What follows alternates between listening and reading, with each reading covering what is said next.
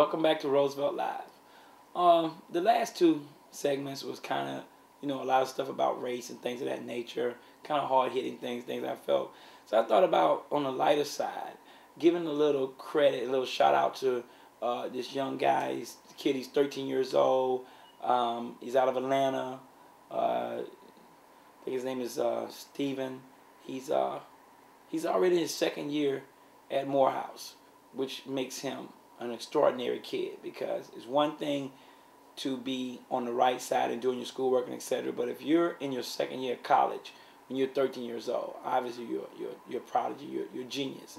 And in lieu of all the kids and all the things that are going wrong today with the children, with the dropouts of school and the crime and things of that nature, every now and then it's good to see a young African American male moving forward, and he only got good things in front of him, because if you're at that age and you're basically at this point, you're a couple more years and 2 more years maybe. Matter of fact, I just remembered that he also is a triple major. I mean, it's one thing to have 2 majors, but this kid's got 3.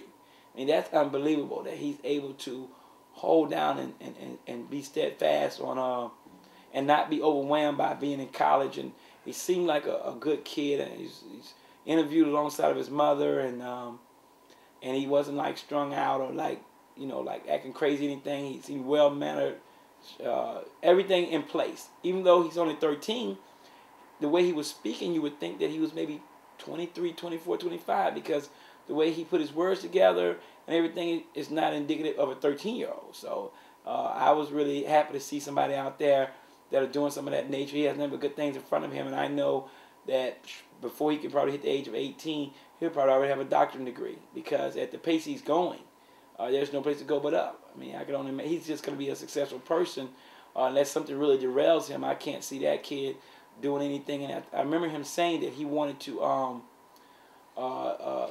learn how to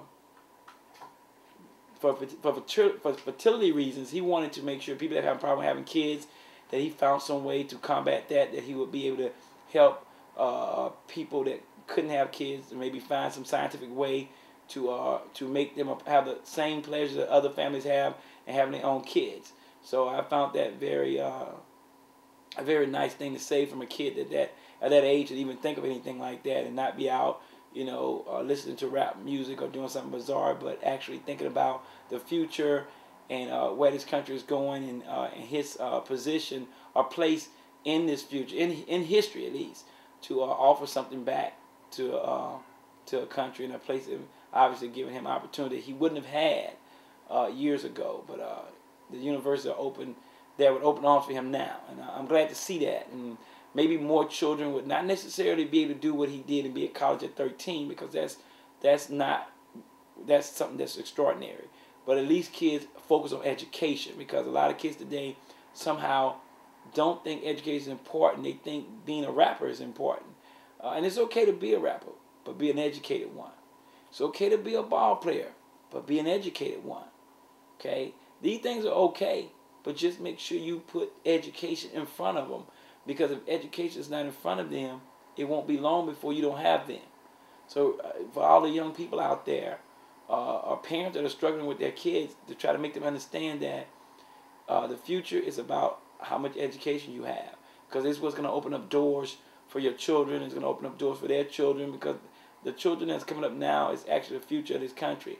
And if they don't understand how important it is to get educated, then they're not going to be able to get the things they need, the tools they need to get by.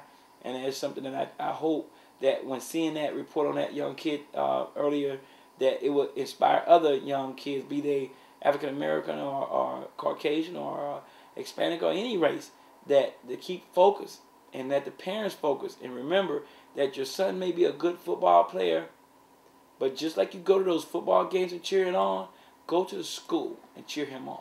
Just like you go to those basketball games, those baseball games, go to the schools. Look at his grades. And if they're not good, be willing to say to him or her, until these grades come up, you're not going to play that sport. Be able to stand up and do that. Don't be afraid to say, oh, my son's so good. If I take him out, then he's not going to be able to make it here. He's not going to make it anyway. If he makes it, he's not going to last. Because he needs the education in front of him, not behind him. In front of him. or her in order to get where they need to go. So if you're going to be a parent, you're going to be out there on that ball field every day, you're going to be at those practices every day, you're going to tell people at your job how good a player your son or daughter is, then with the same attitude you do that, do it with the schoolwork. Talk to him or her about their grades. Let them know that making C's, that's just average. Don't make your kid think a C is okay. It's passable, but you need to be above average. Teach your children that above average is where you want to be, not average. Everybody can be in the middle. It's not many people that can be in the top. So you want your kids to know that going forward, going higher in school is more important than just lingering around in the middle somewhere, because that's passable, but it's not good enough. At least in my household, it's never been good enough. My son knows that a C is something that I will accept it, but with reservations. I'll say to him, it's a C, but I need you to go back and apply yourself and turn that into the A. You notice I skipped over to B because I want him to go as far as he can go. I want him to go to the top. I don't want to just go to the next grade. I want to go to the highest grade, because that's where he needs to be in order to be functional in this society. I can only take him so far. You can only take your kids so far in life. It's up to them to get the rest of the way on their own.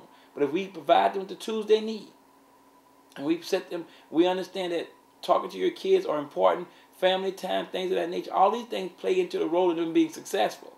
And if we continue to do those things and not get bogged down in our work, our friends, and what kind of cars we drive, and who got the best jewelry, pay attention to your children and make sure they have the best education possible.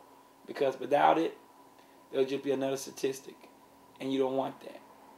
And that's how I see it. And if you want to drop me an email on this subject, whether you agree or disagree, you can always email me at liveroosevelt@gmail.com, or you can go and view segments of the show at youtube.com/Roosevelt Live. And that's how I see it. Tell me how you see it.